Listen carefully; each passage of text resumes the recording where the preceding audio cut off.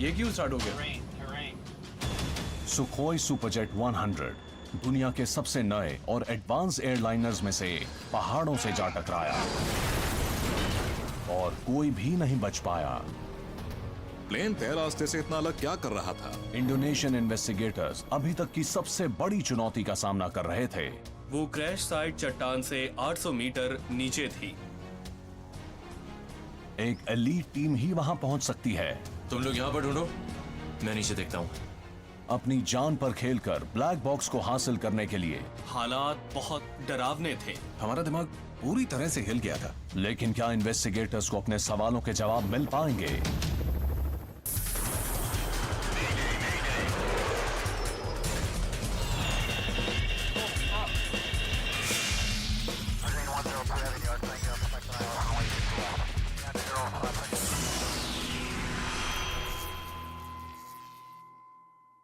ये एक सच्ची घटना है जो ऑफिशियल रिपोर्ट्स और आई विटनेसेस के बयानों पर आधारित है।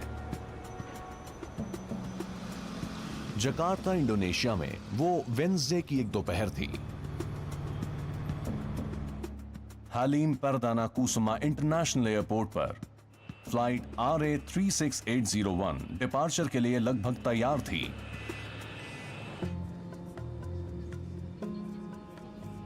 Champagne sir?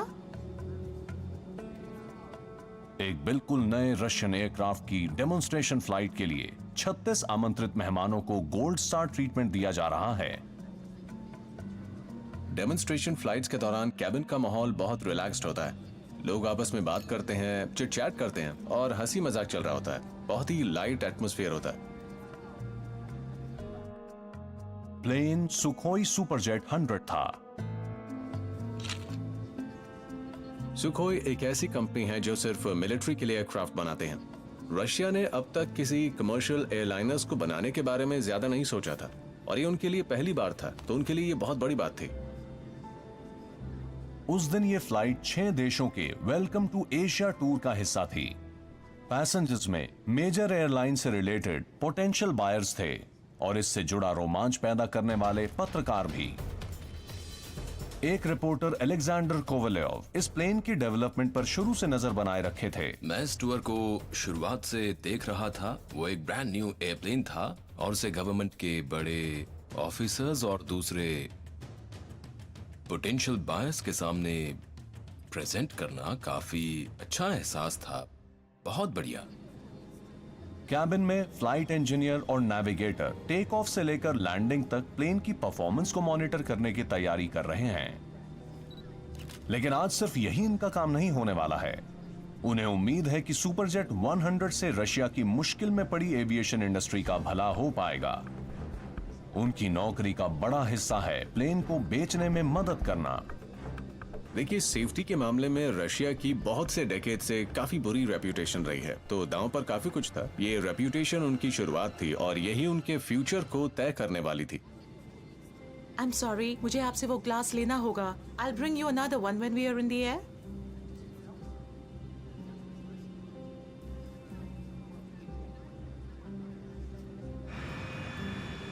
सुपरजेट ने पहले से ही कजाकिस्तान, म्यांमार और पाकिस्तान में डेमोन्स्ट्रेशन फ्लाइट्स दे दी हैं। तेजी से आगे बढ़ते टूर में जकार्ता चौथा स्टॉप है। टूर के रशियन ऑर्गेनाइजर्स ने उस दिन के लिए लोकल इंडोनेशियन फ्लाइट अटेंडेंट्स को काम पर लगाया था। वहां पर यंग फ्लाइट अटेंडेंट्स इस ब्रांड न्यू एयरप्लेन के फ्लाइट की उम्मीद कर रहे थे और उन लोगों के लिए ये एक बहुत बड़ा मौका था और साथ ही सम्मान की बात भी थी। Flaps 15 check. Captain Alexander Yablontsev Sukhoi के चीफ टेस्ट पायलट थे। Transponder set. उनके अकाउंट में 10,000 फ्लाइट आवर्स थे और सुपरजेट में तो किसी भी दूसरे पायलट के मुकाबले कहीं ज्यादा घंटे। चीफ पायलट इस प्रोजेक्ट में शुरुआत से ही शामिल थे। जैसा कि रशियन पायलट्स कहते थे, उन्होंने ही इस प्लेन को विंग्स देने का काम किया। Before take off checklist complete. First officer Alexander Kochetkov भी अनुभवी टेस्ट पायलट थे। दोनों ही पायलट्स ने खुद को बहुत ही प्रोफेशनली पेश किया था, गलतियों से कोसों दूर। Sukhoi 36801, cleared for takeoff, runway 6. Here we go.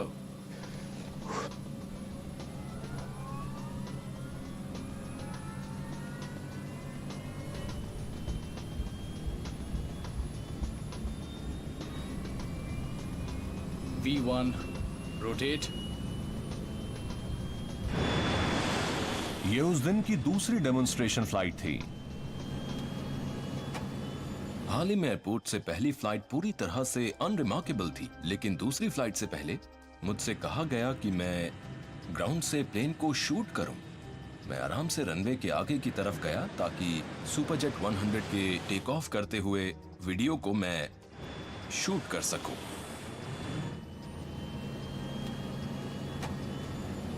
Gear up.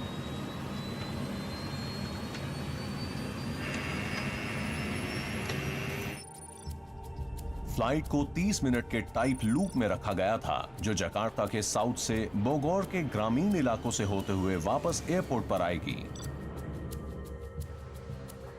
Sukhoi 36801, turn right to intercept, radial 200 and climb to 10,000. Air traffic control plane को शहर के पास व्यस्त कमर्शियल फ्लाइट जोन से दूर रास्ता दिखाने का काम कर रहा था। Jakarta Control Sukhoi 36801, intercepting radial 200 and climbing to 10,000.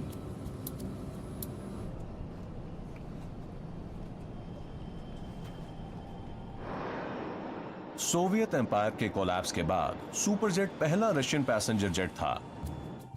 उसे बनने में पूरे 12 साल लग गए। सुखोई को उम्मीद है कि अब वो दुनिया पर राज कर सकेगा। सुपरजेट खुद एक रीजनल एयरक्राफ्ट था, जिन्हें ग्लोबली दूसरे एयरक्राफ्ट मैन्युफैक्चरर्स के साथ compete करने के लिए डिजाइन किया था, जैसे कैनेडियर और एम्ब्रियर, जिनके दूसरे रीजनल जेट्स भी थे, करीब 100 फीट लंबे, 100 पैसेंजर्स या उनसे थोड़े कम वाले, और काफी पॉपुलर थे वो। और 24 करोड़ की बढ़ती आबादी के साथ इंडोनेशिया सुखोई के लिए एक बड़ा मार्केट हो सकता है। Jakarta Control Sukhoi 36801, reaching level 10,000. Roger 36801, proceed to Bogor at your discretion. Ladies and gentlemen, this is your captain speaking. Sukhoi welcomes you on board of the Superjet 100. मैंने seat belt का sign बंद कर दिया है, तो आपके पास कुछ minutes हैं, आप कैबिन का टूर कर सकते हैं। ये काफी स्मूथ टेक ऑफ था। इस दूसरी फ्लाइट के लिए कॉकपिट में एक संभावित ग्राहक थे, एक बड़ी इंडोनेशियाई एयरलाइन के पायलट। डेमोन्स्ट्रेशन फ्लाइट में ये लोग एयरलाइंस फ्लाइट वाले एग्जैक्ट रूल्स को प्लान नहीं करते, बिल्कुल भी नहीं। दुनिया के किसी भी कोने में किसी एक शख्स को बुलाकर उसे ये स्पेशल एक्सपीरियंस दिलवाना बिल्कुल भी अजीब या नई बात नहीं है। As promised, a fresh glass of champagne. ये छोटी सी फ्लाइट अपना आधा सफर पूरा करने वाली थी, लेकिन कैबिन में किसी को ग्राउंड पर पहुंचने की जल्दी नहीं दिख रही थी। 6000 तक नीचे जाते हैं ताकि हम वापस जाने के लिए मुड़ सकें। Jakarta Control Sukhoi 36801, requesting descent to 6,000. Sukhoi 36801, cleared to 6,000 feet. EY 7136, cleared to land. JT 792, continue approach to runway 24.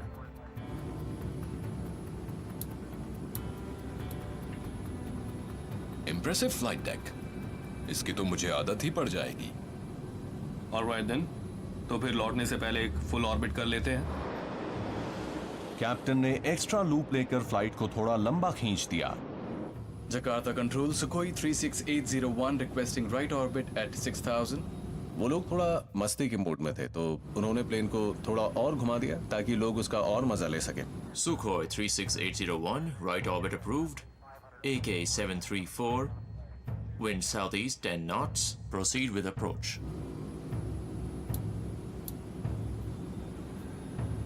सब कुछ जहां होना चाहिए वहीं पर है। Very pilot friendly.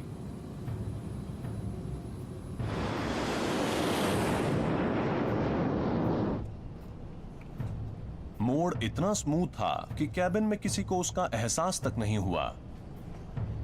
क्या आप रशियन कैवियार लेंगे? इसका एक और अच्छा फीचर है टॉस। ये हमें एक्सीलेंट टेरेन अवेयरनेस देता है, प्रिडिक्टिव हैजर्ड वार्निंग्स भी, और ये बहुत ही ज्यादा एडवांस्ड है। ये सुपरजेट लेटेस्ट एविएशन टेक्नोलॉजी से इक्विप्ड था और यही बात उसे कड़ी टक्कर देने वाले उन कॉम्पिटिटर्स से अलग करती थी जो उस वक्त मार्केट में थे। आप एक और ऑर्बिट करना चाहते हैं या फिर हम अप्रोच करें? Let's start the approach. जब first officer approach chart check कर रहे थे तभी ऑटोमेटेड वार्निंग ने बजना शुरू कर दिया। ये क्यों शुरू हो गया? शायद डेटाबेस है।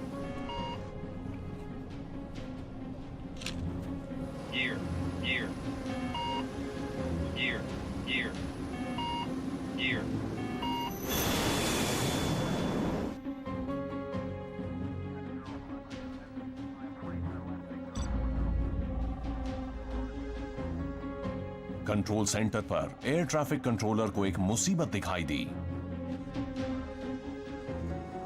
सुखोई सुपरजेट रडार से गायब हो चुका था। ये कहाँ गया?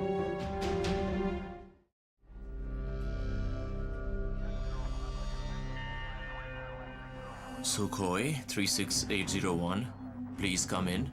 जकार्ता में एयर ट्रैफिक कंट्रोलर्स ये समझने की कोशिश कर रहे थे कि आखिर एक डेमोन्स्ट्रेशन फ्लाइट में रशियन प्लेन को क्या हो गया। Come on, talk to me. Approach के वक्त क्रू हमेशा एयर ट्रैफिक कंट्रोल की बात सुनते हैं। वो हमेशा उनके नेक्स्ट कमांड और गाइडेंस का वेट करते हैं। उनके बीच कम्युनिकेशन कांस्टेंट बिल्कुल नहीं था। Sukhoi 36801, please come in. 4 calls के बाद भी कोई जवाब नहीं आया। कंट्रोलर्स जानते थे कि अब तक प्लेन को लैंड कर जाना चाहिए था। Sukhoi 36801 is off radar. उन्होंने अपने सुपरवाइजर को अलर्ट किया और अधिकारियों ने इमरजेंसी डिक्लेयर कर दी। हम सब जो ग्राउंड पर रह गए थे, हम उस प्लेन पर सवार लोगों के लिए वाकई वरिड थे। हमने उनके सेल फोन्स पर कॉल किया और 2 फोन्स अचानक बजने भी लगे। सिग्नल तो था लेकिन किसी ने जवाब नहीं दिया। फोन बजते रहे। मिनट्स घंटों में बदलते गए और राज गहराता गया। अब डर ये था कि कहीं प्लेन बोगो के साउथ की तरफ पहाड़ों में तो नहीं जा गिरा। अपने रिलेटिव्स की खबर सुनने के लिए बेताब पैसेंजर्स के रिश्तेदार देर रात तक एयरपोर्ट के बाहर वेट कर रहे थे।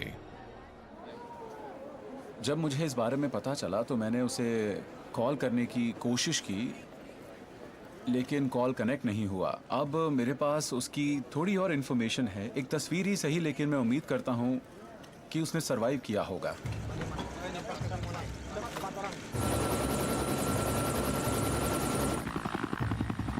अगले दिन सुबह 8:35 पर प्लेन के गायब होने के 18 घंटे बाद एक हेलीकॉप्टर पायलट पहाड़ के करीब जा पाया और उसे दूर से कुछ नीले और सफेद रंग के निशान दिखाई दिए।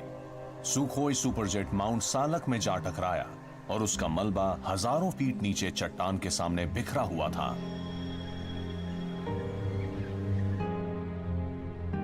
मार्जोनो सिस्वो सुवार्नो लीड इन्वेस्टिगेटर थे, जिन्हें केस सौंपा था KNKT ने, इंडोनेशिया की ट्रांसपोर्टेशन सेफ्टी एजेंसी। जब क्रैश के बारे में सुना तो पहला रिएक्शन था कि वो प्लेन वहां आखिर कर क्या रहा था। माउंट सालक की रेपुटेशन काफी खतरनाक है। उसकी नुकीली चोटियां 7200 फीट तक जाती हैं। लोकल्स इसे एयरप्लेन का शमशान घाट कहते हैं। माउंट सैलिक लोकल प्रेस के मुताबिक काफी बदनाम है। इस पहाड़ और इसके आसपास के इलाके में अलग अलग लाइट प्लेन्स और हेलीकॉप्टर्स क्रैश हुए हैं। और अगर मैं अपनी बात करूं तो पर्सनली इस माउंटेन से मुझे काफी नेगेटिव एनर्जी फील हुई थी। क्रैश साइट यहां पर है। आखिर कैसे सोफिस्टिकेटेड नेविगेशन सिस्टम्स और एक्सपर्ट क्रू वाला एक ब्रांड न्यू जेट उस जानलेवा पहाड़ में जाकर क्रैश हो गया? जब क्रैश होता है तो सब कुछ बिखरा हुआ होता है। आपको बिल्कुल भी आइडिया नहीं होता और अज्यूम करने के लिए बहुत सी बातें होती हैं, जब तक कि फैक्ट्स का पता नहीं चल पाता है। हमें उस पहाड़ पर टीम को भेजना होगा फास्ट। इंडोनेशियन क्रैश इन्वेस्टिगेटर्स के लिए ये सबसे चुनौतीपूर्ण जगहों में से एक थी।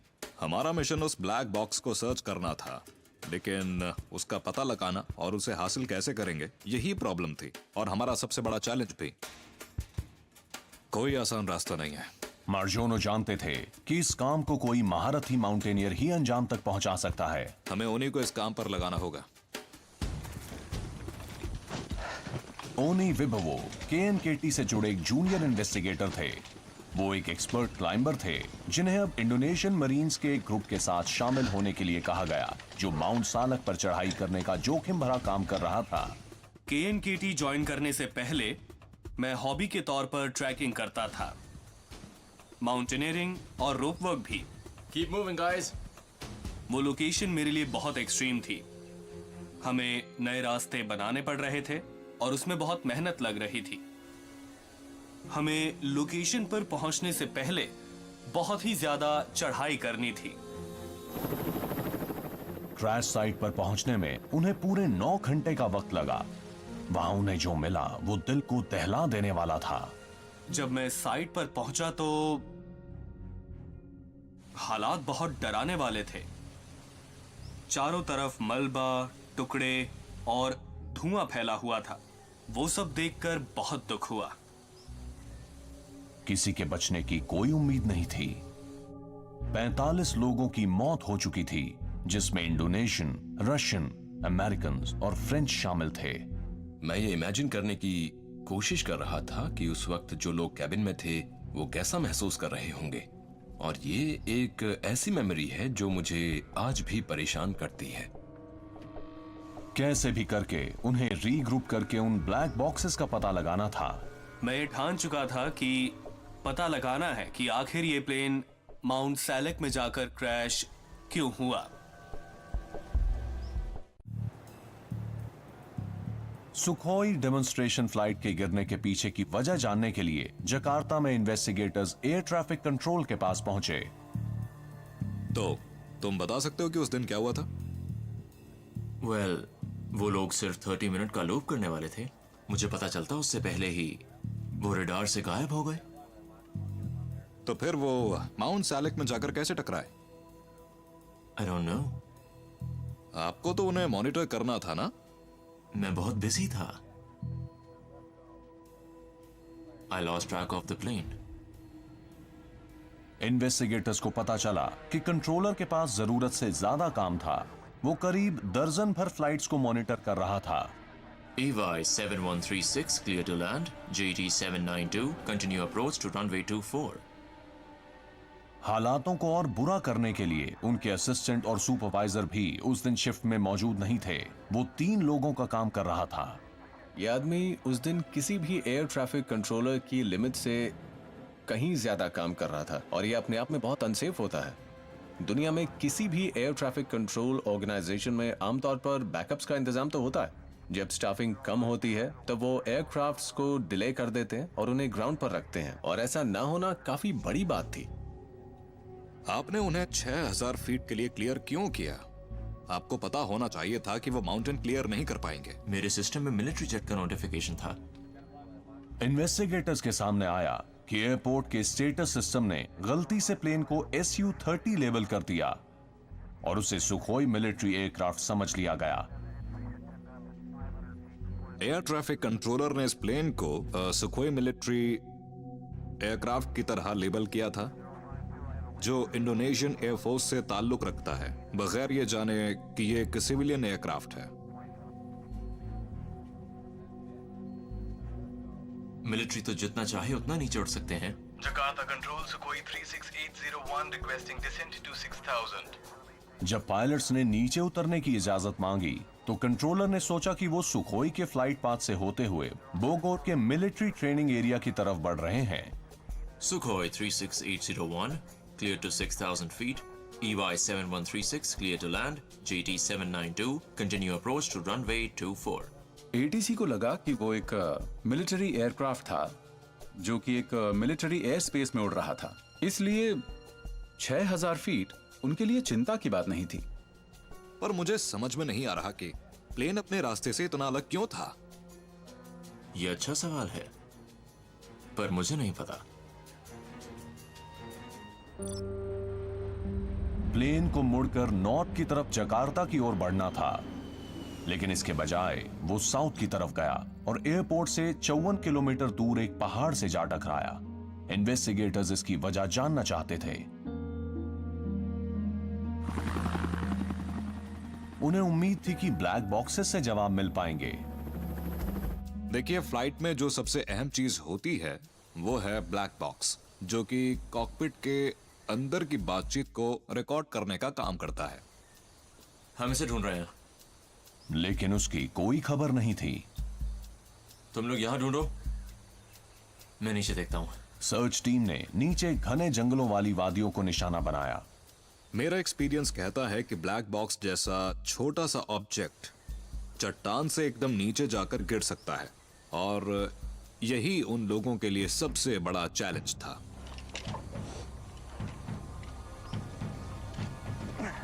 वो जो क्रैश साइट थी वो चट्टान से तकरीबन 800 मीटर नीचे थी।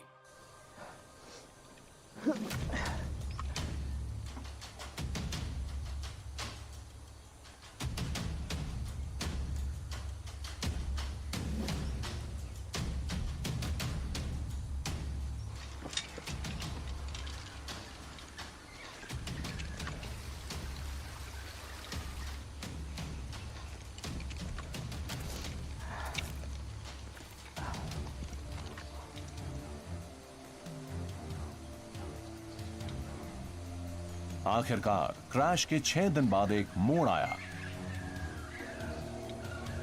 हमें मिल गया, हमें सीवीआर मिल गया। रिकॉर्डर का बाहरी हिस्सा टूट गया था, लेकिन अगर अंदर के डेटा को हासिल किया जा सके तो इन्वेस्टिगेटर्स ये समझ पाएंगे कि आखिर जेट अपने रास्ते से भटक कैसे गया था। इन्वेस्टिगेटर्स कॉकपिट वॉइस रिकॉर्डिंग का इंतजार कर रहे थे, और इस बीच दो पॉसिबिलिटीज को फ्लाइट 36801 के हाल का जिम्मेदार मान रहे थे। या तो सुखोई का फ्लाइट सिस्टम फेल हो गया और प्लेन ट्रैक से भटक गया, या फिर पायलट्स कोई बड़ी गलती कर बैठे। जब से क्रैश की खबर सामने आई है, ऐसा माना जा रहा था कि चीफ टेस्ट पायलट पैसेंजर्स को प्लेन की खूबियां बताने में व्यस्त हो गए थे। इस आदमी का रिकॉर्ड स्पॉटलेस है, लेकिन उनके काम से जुड़ी फाइलें बताती हैं कि उनके 36 साल की फ्लाइंग के एक्सपीरियंस में किसी तरह की लापरवाही सामने नहीं आई। पायलट का फ्लाइट रिकॉर्ड बताता है कि उनके पास 10,000 घंटों का एक्सपीरियंस था। वो कभी अनप्रोफेशनल नहीं रहे। मैंने उस प्लेन में कई हजार किलोमीटर का ट्रैवल किया है, अलग अलग कंडीशंस और मौसमों में। तो एक्सीडेंट के पहले के जो दिन थे वो किस तरह के थे? वो लोग कितने बिजी थे? उन्होंने पायलट के वर्क शेड्यूल को देखा ताकि कुछ अजीब सी बात का पता लग सके। सामने आया कि कैप्टन और उनके फर्स्ट ऑफिसर डेमोन्स्ट्रेशन टूर के चौथे हिस्से में थे। शायद वो लोग थक गए थे। करीब से देखने पर पता चला कि क्रैश के एक रात पहले सुखोई पायलट्स का ऑफ था, और एक्सीडेंट से पहले की डेमोन्स्ट्रेशन फ्लाइट सिर्फ 22 मिनट की थी। ये कोई टफ स्केड्यूल तो नहीं था? हमें ऐसे कोई सबूत नहीं मिले कि वो पायलट फिजिकली फिट नहीं थे। इन्वेस्टिगेटर्स परेशान थे क्योंकि अब भी उनके पास क्रैश का कोई क्लू नहीं था।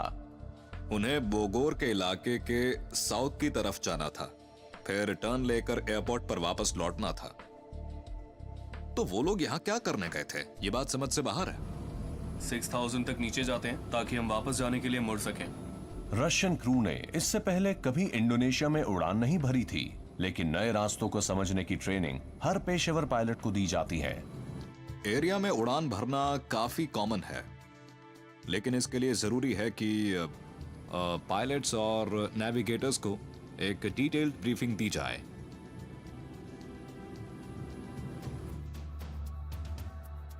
इस जानलेवा फ्लाइट से पहले क्रू को कितने अच्छे से ब्रीफ किया गया था। Can I help you? जी, बता सकते हैं कि पायलट्स के साथ जो ब्रीफिंग थी वो कैसी रही? उन्होंने ग्राउंड हैंडलिंग एजेंट से इस बारे में बात की। ब्रीफिंग अच्छी थी, बस उसमें पायलट्स नहीं आए थे। तो फिर ब्रीफ के लिए कौन आया था? इन्वेस्टिगेटर्स जानकर हैरान थे कि सिर्फ चीफ नेविगेटर ही वहां पर ब्रीफिंग के टाइम पर मौजूद थे। मुझे लगता है कि अच्छा होता अगर पायलट्स ब्रीफिंग के दौरान मौजूद होते, लेकिन ये इतनी बड़ी बात नहीं है जब तक कि नेविगेटर अपना काम ठीक से करे और पायलट्स तक सारी इंफॉर्मेशन पहुंचाता रहे तो सब कुछ ठीक रहेगा। एजेंट के मुताबिक ब्रीफिंग बहुत ही छोटी सी थी, बस फ्लाइट पाथ के बारे में फटाफट हुई बातचीत जिसमें टेरेन का कोई जिक्र नहीं था। आपने उन्हें माउंटेन्स के बारे में वार्न नहीं किया? उन्होंने पूछा ही नहीं। और हाँ, ये बात भी है, उन्हें ठीक से इंग्लिश नहीं आती थी। शायद भाषा न जानने की वजह से ही एक बहुत ही अहम जानकारी को ठीक से समझाया नहीं जा सका। पायलट को ब्रीफिंग देते हुए सबसे जरूरी चीज जिसके बारे में बताया जाना चाहिए वो है एरिया। उन्हें जकार्ता के साउथ वेस्ट के बोगोर एरिया के बारे में बताया जाना चाहिए था, जो कि ऊंचे पहाड़ों वाला इलाका है। लेकिन ब्रीफिंग का नहीं दिया जाना क्रैश की वजह नहीं हो सकता। इन्वेस्टिगेटर्स जानते हैं कि पायलट्स के पास फ्लाइट चार्ट्स होते हैं जिससे उन्हें स्थानीय जगह की टोपोग्राफिक जानकारी विस्तार में मिलती है। वहाँ की टेरेन, वहाँ का ऑल्टीट्यूड, वहाँ का वेदर चार्ट, ये वो आम वार्निंग्स थी जो इस इलाके से जुड़ी हुई हैं और जिनकी उन्हें आदत भी नहीं थी। तो इन सारी बातों को उन्हें अच्छे तरीके से ब्रीफ किया जाना चाहिए था। तो चलिए देखते हैं कि उन्हें क्या क्या पता था। इन्वेस्टिगेटर्स ने इलाके के टोपोग्राफिक मैप की जांच करनी शुरू की। उन्होंने इसकी उस नेविगेशनल चार्ट से तुलना की जिसे ग्राउंड हैंडलर ने प्रोवाइड करवाया था।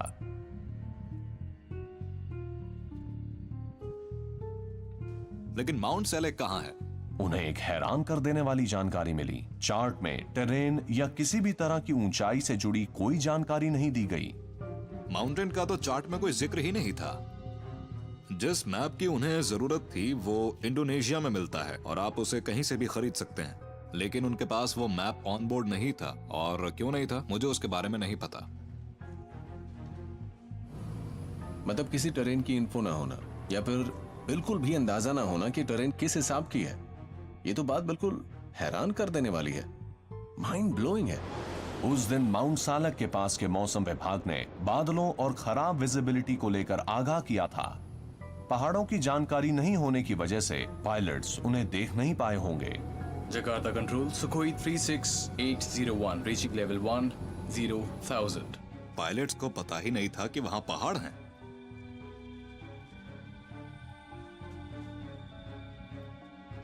लेकिन प्लेन का कंप्यूटर सिस्टम तो उन्हें वार्न कर ही सकता था ना। इन्वेस्टिगेटर्स ने अपना ध्यान सुखोई सुपरजेट 100 की तरफ किया। कहीं क्रैश के लिए ये state of the art aircraft तो नहीं जिम्मेदार है। मैं इस टॉस सिस्टम के बारे में और जानना चाहता हूं। जांच की सुई अब सुखोई सुपरजेट के सबसे अहम सेफ्टी सिस्टम्स पर जाकर अटक गई थी। इसे कहते हैं TAWS, terrain awareness and warning system. GPS की मदद से ये प्लेन के आगे के रास्ते को ट्रैक करता है और उसके किसी टेरेन से टक्कर खाने की आशंका को जताता है। उसे पायलट्स को अलर्ट करने के लिए डिजाइन किया गया था। हो सकता है कि सिस्टम किसी तरह फेल हो गया हो। सभी को जवाब चाहिए था।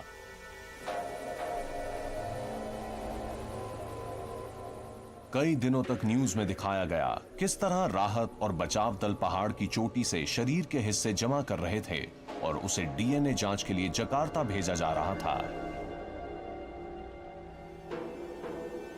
फैमिली मेंबर्स बस इतना चाहते थे कि उन्हें अपने रिलेटिव्स की बॉडीज मिल सकें ताकि वो उनकी पहचान करके उन्हें दफना सकें। सभी टुकड़ों की डीएनए एक्सपर्ट्स की मदद से पहचान की गई और उस सेरेमनी में बहुत सारे फूल चढ़ाए गए थे जो कि हलीम एयरपोर्ट पर ऑर्गेनाइज किया गया। उस दिन इंडोनेशिया के सबसे बड़े ऑफिसर्स वहां पर मौजूद थे और पूरे देश में शोक की लहर थी और लोग कई दिनों तक वहां पर अपनी सिंपैथी शो करने पहुंचे थे। एयरलाइंस ने सुपरजेट खरीदने के ऑर्डर्स को होल्ड पर रख दिया। कई लाखों डॉलर्स अटके हुए थे। यह भी सुखोई के नाम पर एक बहुत बड़ा धब्बा है और साथ ही साथ बहुत कॉस्टली भी। इन्वेस्टिगेटर्स को कॉकपिट वॉइस रिकॉर्डर का इंतजार था। वहीं उन्होंने फ्लाइट डेटा रिकॉर्डर से शुरुआत कर दी थी जो क्रैश के 21 दिन बाद मिला। फ्लाइट डेटा रिकॉर्डर्स इस तरह के क्रैश में बहुत इंपॉर्टेंट हो जाते हैं क्योंकि एयरक्राफ्ट में कोई बचा नहीं होता और सच जानने का और कोई दूसरा रास्ता नहीं होता।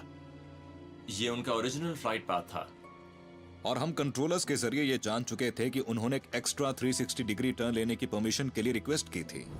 इम्प्रेसिव फ्लाइट डेक, इसकी तो मुझे आदत ही पड़ जाएगी। ऑलराइट देन, तो फिर लौटने से पहले एक फुल ऑर्बिट कर लेते हैं। शैम्पेन सर, हलीम से बोगोर की फ्लाइट दरअसल काफी छोटी होती है और जो फ्लाइट अटेंडेंट्स होते हैं उन्हें अपने पैसेंजर्स को सर्व करने के लिए ठीक से वक्त भी नहीं मिलता। रशियन कैवियर लेंगे सर? लेकिन सवाल यह है कि वो लोग यहाँ आखिर पहुंचे कैसे? फ्लाइट पाथ डेटा ने प्लेन के अपनाए गए रास्ते को दिखाया। साउथ वेस्ट की तरफ जाते हुए वो 240 डिग्रीज की तरफ हेड कर रहा था। उसने उन सभी कंपास हेडिंग्स को भी दिखाया जिसे पायलट्स ने चुना था। उसने जब लूप डाउन करना शुरू किया तो उसे 333 डिग्री पर चेंज कर दिया। पहले तो सभी कुछ प्लान के मुताबिक जाता दिख रहा था, लेकिन फिर इन्वेस्टिगेटर्स ने कुछ ऐसा देखा जो उनकी समझ से बाहर था। हम सब के सब सरप्राइज्ड और कंफ्यूज्ड थे कि प्लेन आखिर साउथ की तरफ क्यों जा रहा था। आखिरी इनपुट था 174 हेडिंग साउथ, ओवर हियर, ठीक यहां पर। उसे एक और इनपुट डालना चाहिए था नॉर्थ की तरफ मुड़ने के लिए। 174 डिग्रीज की कंपास हेडिंग प्लेन को साउथ की ओर पहाड़ों में ले गई। हलीम एयरपोर्ट पर वापस जाने के लिए पायलट्स को 333 डिग्रीज की हेडिंग का इनपुट डालने की जरूरत थी। यहां पर कुछ गड़बड़ हुई है, ठीक यहां पर। हमारा सबसे बड़ा सवाल था कि बोगोर के ऊपर ऑर्बिट के बाद फ्लाइट पाथ के साउथ की ओर बढ़ने की आखिर वजह क्या थी।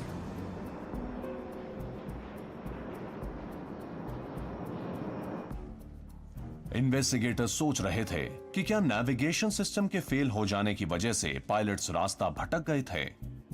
उन्होंने डेटा को स्टडी किया ताकि किसी खराबी के साइंस मिल सकें। फ्लाइट सिस्टम्स तो सही हैं। ब्लैक बॉक्स डेटा ने प्लेन में किसी गड़बड़ी का संकेत नहीं दिया। सभी इंजन और फ्लाइट कंट्रोल सिस्टम्स एकदम नॉर्मल कंडीशन में थे।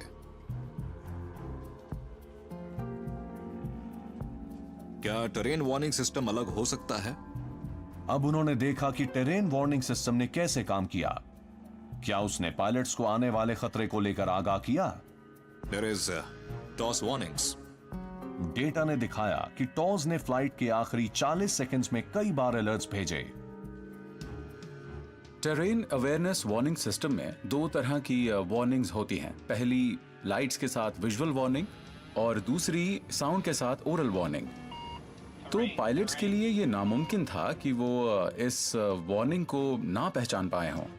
मैं समझ नहीं पा रहा, अगर वार्निंग्स काम कर रही थी, इन लोगों को पता था कि उन्हें क्या करना है। इन्वेस्टिगेटर्स हैरान थे।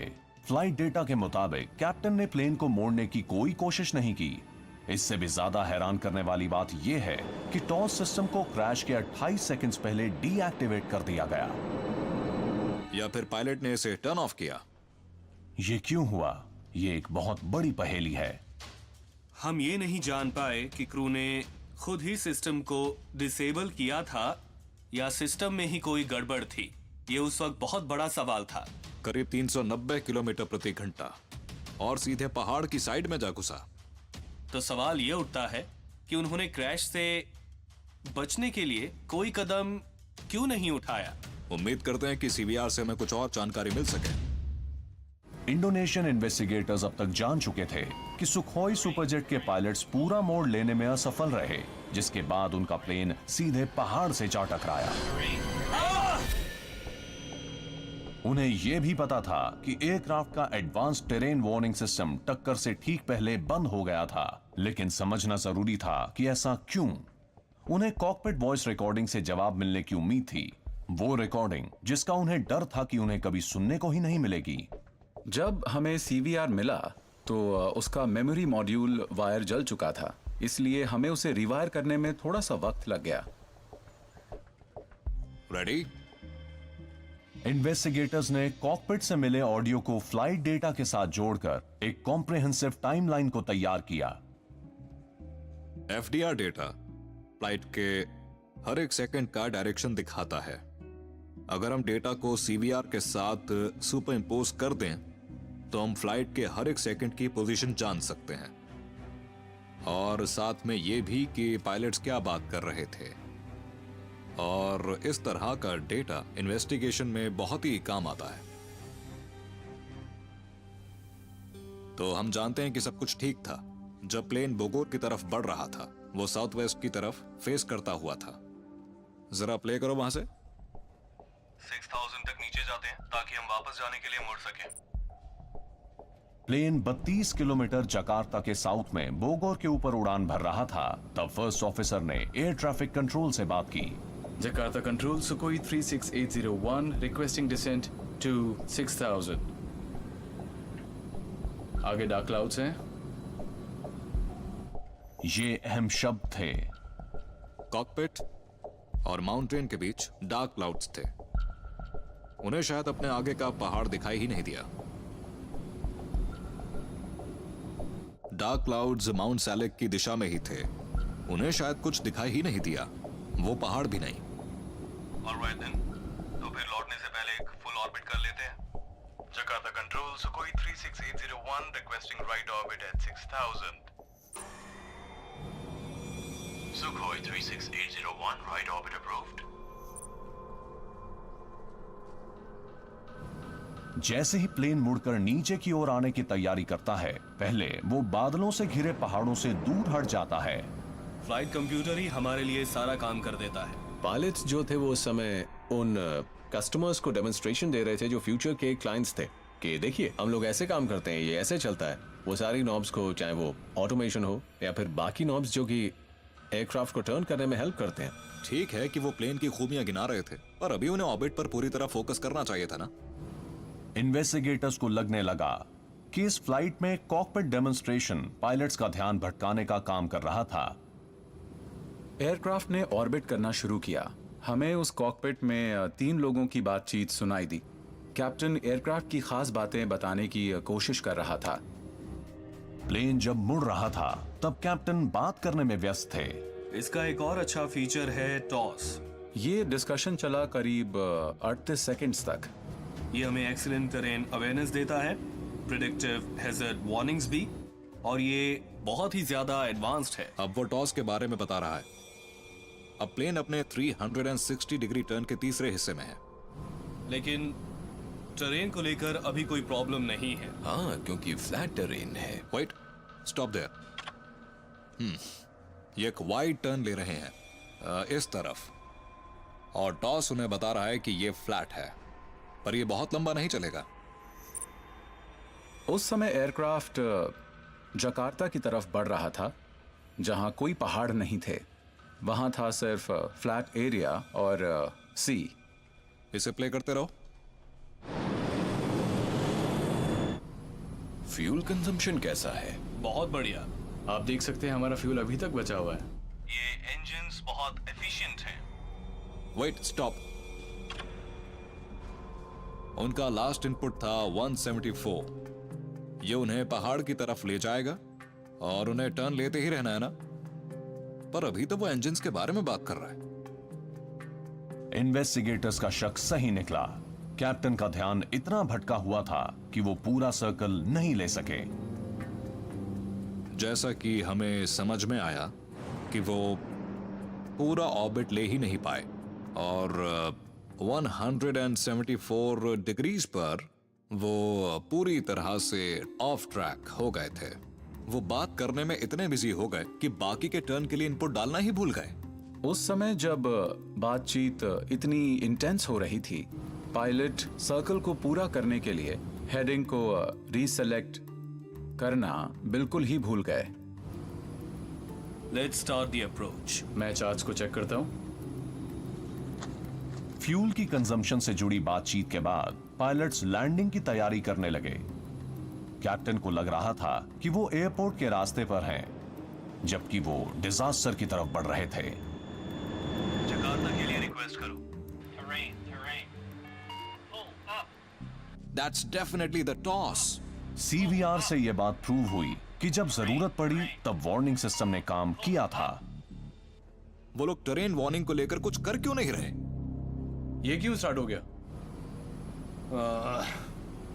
वो जानते थे कि इस वार्निंग का मतलब है कि वो लोग टेरेन की तरफ बढ़ रहे हैं, लेकिन उनका पहला सवाल ये था कि ये एक्टिव क्यों हो गया है। इन्वेस्टिगेटर्स जानते थे कि टॉस वार्निंग सिस्टम प्लेन के पहाड़ से टकराने से थोड़ी देर पहले बंद हो गया था, लेकिन उन्हें इसकी वजह नहीं पता थी। लेकिन फिर सीवीआर ने एक अहम सुराग दिया। शायद डाटाबेस है। Wait, that's it, database, the database. Flight computer में डेटाबेस मौजूद था जिसमें टेरेन इंफॉर्मेशन लोडेड थी, और कैप्टन को लगा कि यह गलती से हुआ है, और वैसे भी बादलों की वजह से उसे पहाड़ तो दिख नहीं रहे थे, और ये उनके नेविगेशन चार्ट पर भी नहीं था। वो मानकर चल रहा था कि टॉस वार्निंग गलती से दी जा रही है। हमें यकीन है कि कैप्टन सोच रहे थे कि वो लोग फ्लैट ग्राउंड पर हैं। इससे ये बात और पक्की हो जाती है कि जब हम पायलट को कहते हुए सुनते हैं, ऐसा क्यों है? शायद इसकी वजह है डेटा। कैप्टन के लिए जान बचाने वाली टॉस वार्निंग एक अजीब सी परेशान कर देने वाली साउंड के अलावा कुछ नहीं थी।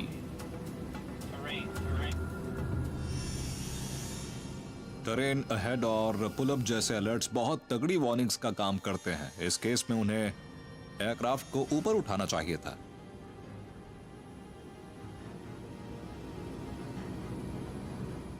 बगैर ये सोचे कि ये महज एक ड्रिल है या फिर सच में कोई मुसीबत। उन्हें ठीक से ब्रीफ नहीं किया गया था, और उसने ये भी जानने की कोशिश नहीं की कि पोटेंशियल थ्रेट्स आखिर क्या क्या हो सकते हैं। क्रैश से बच पाना अब नामुमकिन था।